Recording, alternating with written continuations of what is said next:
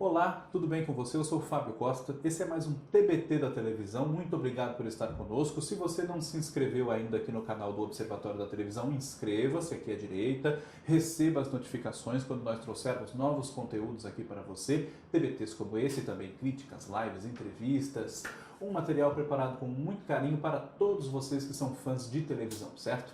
Nesta semana, o tema do nosso TBT é a novela Da Cor do Pecado, que chega aos 15 anos da exibição do seu último capítulo, né? Nesta semana, 27, sexta-feira, 28, sábado, na exibição original em 2004, né? 27 e 28 de agosto, marcaram o final da novela, que estreou no dia 26 de janeiro daquele ano, 2004, e se tornou, entre aspas, apenas o maior sucesso entre as novelas das 7 da TV Globo em toda a década de 2000. Né? Foi uma novela que alcançou resultados expressivos de audiência que as novelas das 7 não tinham naquela ocasião desde A Viagem, que é uma novela de 10 anos antes, né? Portanto de 1994.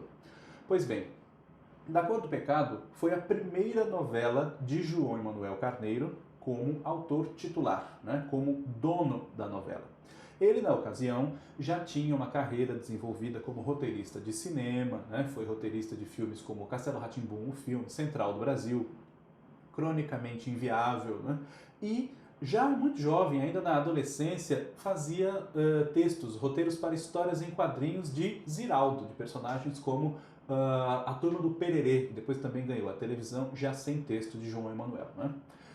Na ocasião, em 2004, ele conseguiu estrear como autor titular porque Silvio de Abreu, que na época ainda não era oficialmente o diretor de teledramaturgia da TV Globo, como é hoje e é há alguns anos, mas já cumpria com essa função de procurar novos talentos, sinopses interessantes de autores que ainda não eram titulares para que fossem produzidas, como novelas ou minisséries, enfim, pela TV Globo.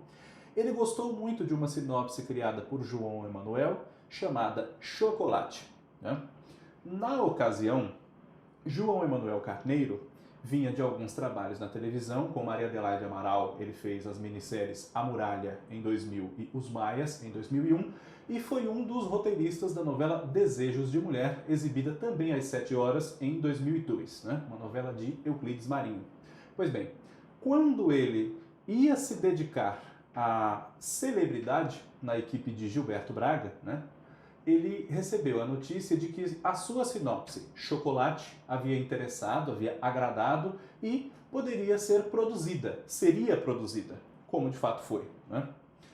Quando Chocolate, até ser produzida, enfim, mudou de título e se tornou a nossa Da Cor do Pecado, saiu do papel, João reviu a sua decisão que ele tinha na ocasião de deixar de escrever novelas, deixar de ser roteirista, porque ele desejava não ser mais colaborador nem coautor.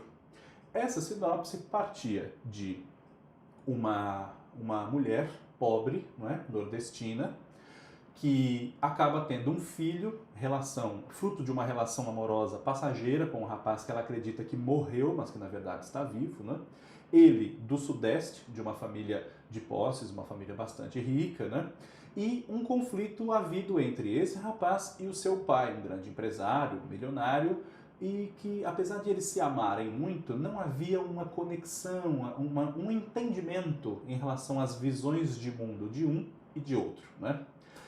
Quando essa novela foi ganhar corpo com supervisão pessoal ali do próprio Silvio de Abreu, né, para ensinar a João ali o caminho das pedras para se escrever uma novela, como arquitetar os personagens, os capítulos, né, já que a responsabilidade da autoria titular, enfim, seria dele, né? Como se adequa às necessidades de produção executiva, até que um autor de novela chega a cumprir, né, no decorrer da produção da sua história. O nome que despontou como protagonista da novela foi, e nem poderia ser outro, Thaís Araújo. Não é? O autor da novela pensou se essa personagem nordestina, uma moça pobre que se envolve com um rapaz rico, etc., por que não uma mulher negra nessa posição? Não é? Só que, como o autor declarou na própria época e posteriormente, não havia na intenção dele de fazer a protagonista muito espirituosamente chamada preta, né? não havia em João Emanuel Carneiro o desejo de suscitar maiores discussões em torno da questão étnica ou racial, como queira, né? Embora, claro, sendo ela uma jovem negra, passava por situações bastante delicadas, desagradáveis, como infelizmente vemos ainda aos 20 anos praticamente aí do século XXI, ainda acontecerem mundo afora com as pessoas negras, né? Para o papel do galã, o Paco, foi escolhido Reinaldo Gianecchini, né? Reinaldo Gianecchini, que havia acabado de protagonizar já uma novela das 8 horas, Esperança, de Benedito Rui Barbosa, já havia feito Laços de Família também no mesmo horário que foi sua estreia, e com Silvio de Abreu, às 7 horas, As Filhas da Mãe.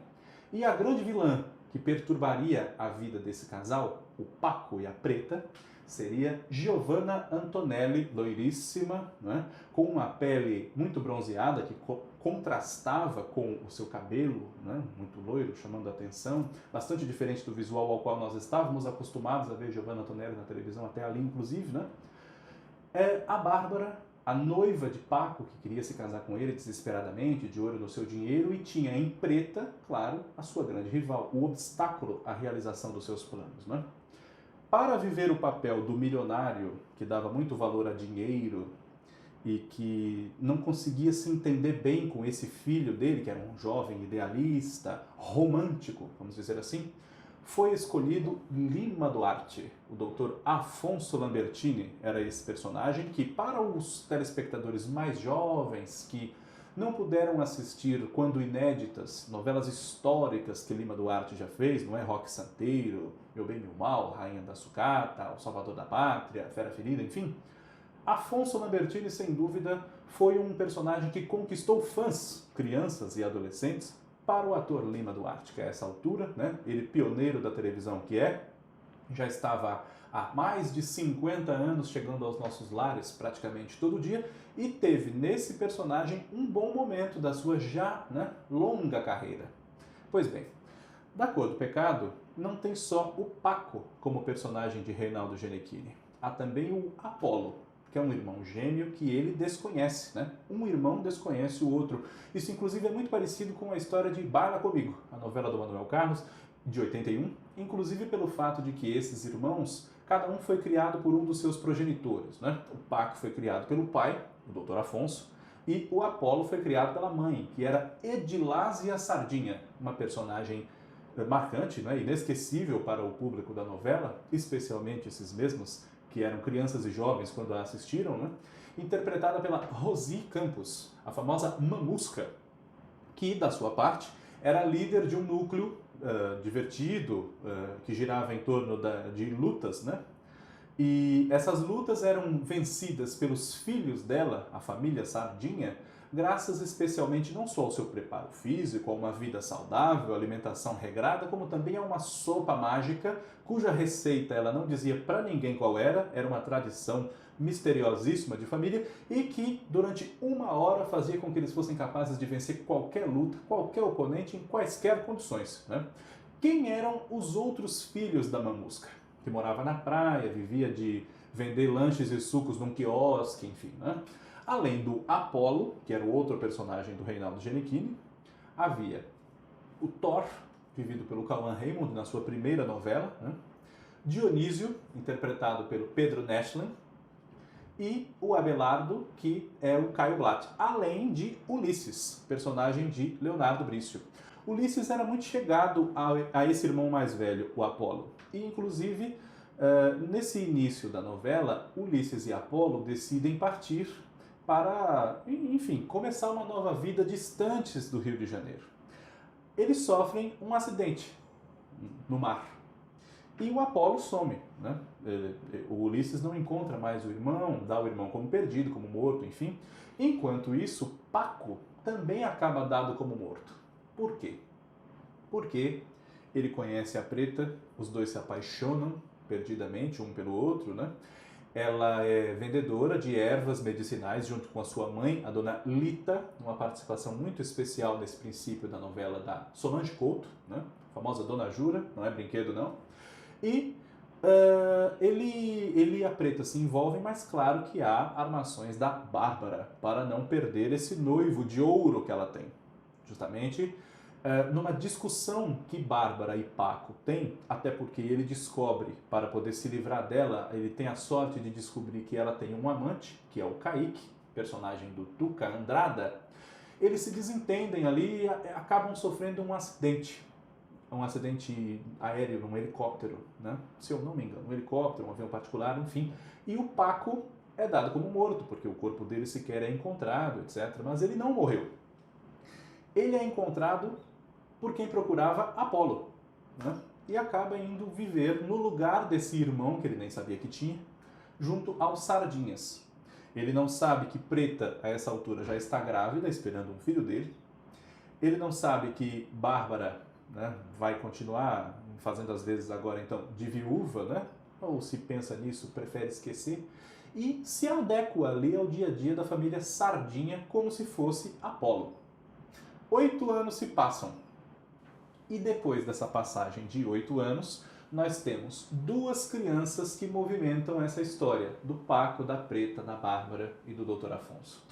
O Raí, interpretado pelo Sérgio Malheiros, que nós acabamos de ver recentemente em Verão 90, um homem feito já, né? Claro, 15 anos depois. E o Otávio, que era vivido pelo Felipe Ladier, filho de Bárbara e de Kaique, embora ela diga que é filho de Paco, né? E recebe uma ajuda financeira, uma pensão, vamos dizer assim, do Dr. Afonso, que se compadece da sua condição, vamos dizer assim, de quase nora. Ela tem aquele neto que ele acredita que é dele, não é? Enquanto isso, Preta resolve procurar a família de Paco para apresentá-los ao seu filho e apresentar o garoto a eles, tentar reuni-los, coisa que até então ela não havia desejado, né? Preta representa uma ameaça constante e concreta para a Bárbara, já que o filho que Preta tem é realmente de Paco, né? Ao contrário do dela.